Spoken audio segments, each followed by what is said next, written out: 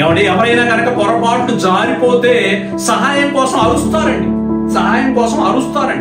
అయ్యో అని చెప్పి ఒకవేళ పొరపాటున నదిలోనో నీళ్లలోనో ఎక్కడైనా సరే జారి పడిపోతే సహాయం కోసం హెల్ప్ అని అరుస్తుంటారు. సిగ్గుపడి గనక అరవటం మానేస్తే ప్రాణాలు కోల్పోతారండి.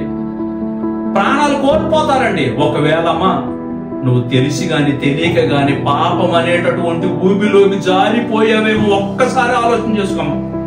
దీనుడుగా నిన్ను నువ్వు తగ్గించుకొని ఆయన వైపుకు గనక తిరిగి మొరపెట్టి అయ్యా నన్ను లేవనెత్తవా. ఆయన సహాయం లేకుండా మనం లేవలేమండి. చాలా మంది అంటుంటారు నేను ఎలాగైనా సరే నేను కావాలనుకుంటే మందు మానేయగలను, నేను కావాలనుకుంటే వ్యభిచారం మానేయగలను, నేను కావాలనుకుంటే పాపాన్ని ఆపేయగలను.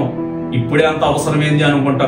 ఒరే బాబు, నువ్వు అనుకుంటే నువ్వు ఏది కూడా సాధించవు, నువ్వు అనుకుంటే నువ్వు ఆపలేవు. ఆపేవాడివైతే ఇప్పటిదాకా ఎందుకు వస్తుంది? ఆపేవాడివైతే దేవుడు ఆపాలి. దేవుడు సహాయం లేకుండా ఏ ఒక్కడు కూడా దీన స్థితిలో నుంచి లేవనెత్తబడడు. పాపంలో నుంచి బయటికి రాలేడు.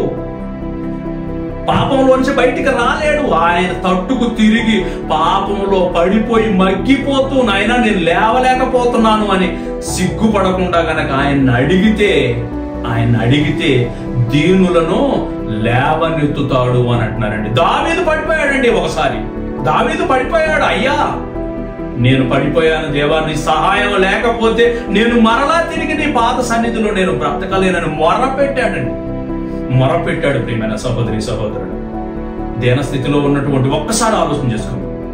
నీ జీవితం ఎలా ఉందో ఒక్కసారి ఆలోచన చేసుకోండి. దీన స్థితిలో ఉండి ఆయన తట్టుకు కనుక లేవనెత్తమని మొరపెడితే నిన్ను లేవనెత్తడం కోసం సిద్ధంగా ఉన్నాడు.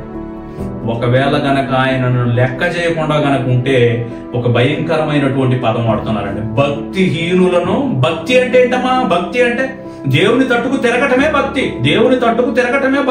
దేవుని కోసం బ్రతకటమే. దేవుని తట్టుకు తిరిగి నువ్వు ఉన్నావులే అన్నటువంటి భరోసాతో భూమి మీద బ్రతకటమే భక్తి.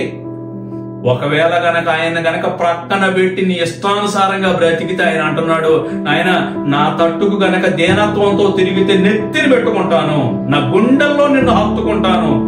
ఒకవేళ గనక లెక్క చేయకపోతే నేను తిరిగేటటువంటి కాలం గనక ముగిసిపోయింది అని అంటే తొక్కి పడేస్తాను అని అంటున్నారండి దేవుడు. ఏమంటున్నారు చూడండి అక్కడ, భక్తిహీనులను ఆయన నేలను కూల్చును, తొక్కి పడేస్తాడు. ఆలోచించండి, ఎంత గొప్పవాడో ఆ దేవుడు, ఆయన ఎంత మంచివాడో, ఎంత అధిక శక్తి కలిగిన వాడో, ఆయనకి ఎంత ప్రేమమయుడో, ఎంత దయామయుడో.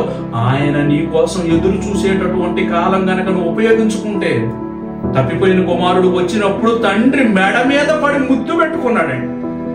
వ్యభిచారంలో నీ జీవితం అంతా కూడా గడిచిపోయింది, వ్యభిచారంలో నువ్వు సొమ్మంతా కూడా నాశనం చేశావు, నన్ను కాదని వెళ్ళావు అన్నటువంటి కోపం లేదు. ఎప్పుడైతే తిరిగి చూశాడో ఆ కుమారుడు తిరిగి చూసిన మరుక్షణం మెడ మీద పడి ముద్దు పెట్టుకున్నాడు.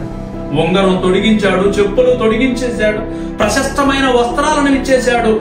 ఏమంటే మంచి రుచికరమైనటువంటి విందులు చేయించేశాడండి. అంత గొప్పవాడు నీ కన్న తండ్రి. ఒకవేళ గనక ఆయన తట్టుకు తిరిగితే ఆయన ఆనందానికి అవధులు ఉండవు. నిన్ను నెత్తిని పెట్టుకుంటాడు. ఎంత గొప్పవాడు నీ తండ్రి. ఒకవేళ గనక కాదని అంటావా? కాదనంటే ప్రియమైన సహోదరుడు, దేవుడు ఇచ్చినటువంటి కాలాన్ని దుర్వినియోగం చేసుకుంటే నేలను పోల్చబడతావు. గుర్తుంచుకోండి.